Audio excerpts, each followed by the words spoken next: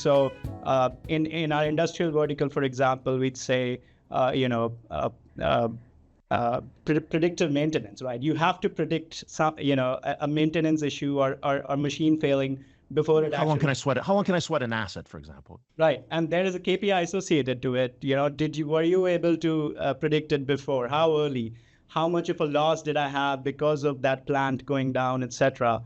And the POC would be designed for us. We have a product called Iris Foundry, which does a great job at it. The POC there are defined as, right from where the data ingestion starts, data coming in to a model, being trained or a pre-trained model shown running on it, to a result being shown reaching an email or someone's phone or pager, or Slack, whatever, showing that it happens, right?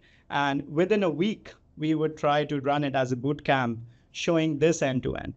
So we've done a few things there. We haven't tried to create a problem. The problem exists.